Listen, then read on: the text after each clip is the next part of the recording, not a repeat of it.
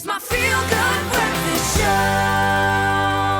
Welcome back. You are live with Expresso on a beautiful Friday morning. Why do I say beautiful? Because there is a plethora of sport to take in this weekend. I think most notably for rugby fans, the third and deciding test up against Ireland. The Springboks looking on. Shaun Lilford, I've been dying to talk to you. Part of our brains trust in rugby behind Judge Rugby. And you've had a lot of rugby to judge over recent weeks. What did we make of the turnaround in the last test in Johannesburg? Can substitutes make that much difference, man? I didn't expect it to be that much of an impact. I expected a change. I didn't expect to see how the whole team swung around, but unbelievable turnaround, and what a second half. So amazing to see form not just continuing through a team, but through individual players. I mean, to step up in your home ground and make that much difference. Warren Whiteley obviously gets the start again. Ruan gets the start again.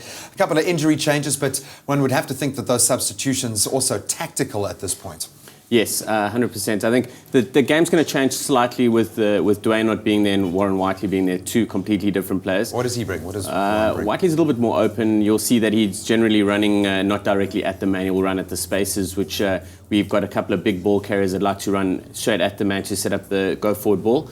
So, he just takes one less ball carrier or big ball carrier out of the mix. He offers a little bit more in ball carrying and open it up a little bit. So it's going to be great to see how the Boks adapt to him being there. They did very well on Saturday, so hopefully they can follow through at PE. Let's take nothing away from the majority of that match where Ireland did look tactically superior in terms of what we could match under the high ball, those long kicks. Do you think we're going to see a lot more of that up in the air?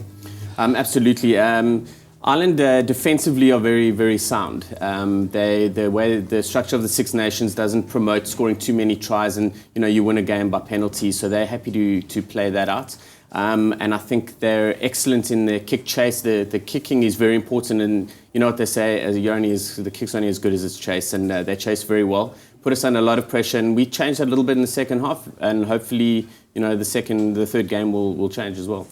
Obviously, we saw the substitutes making a massive difference. We can no longer look at a bench as a bench of substitutes, but rather impact players. What sort of changes do you think we'll see being made in that team? Jaco Kriel coming in. What do you think he's going to bring in terms of a new dynamism? Massive. It's been a while since we played with a proper open side flanker, and he will change it as well. And I'm looking forward to that.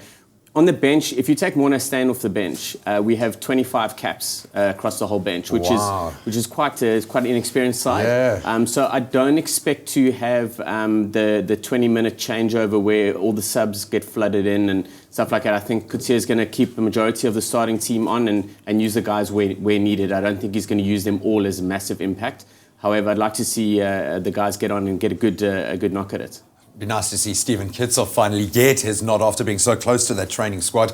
When we look at the ground itself, a lot of when Morna Steyn actually has had a huge amount of success there. We've beaten New Zealand there. We saw a thumping of Scotland. What do you think this game is going to play out like? Will it be a cagey affair? Are we going to see a ton of tries again? Is it going to rest on defence? What do you think?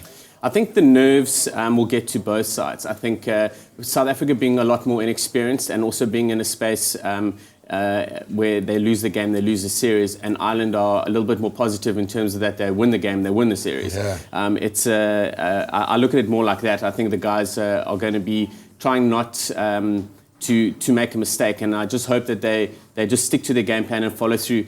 Ireland, at the end of their season, they've spent a whole season together, Six Nations, everything. They know what's going on. We're still busy feeling each other out and trying to balance the combinations. Yeah.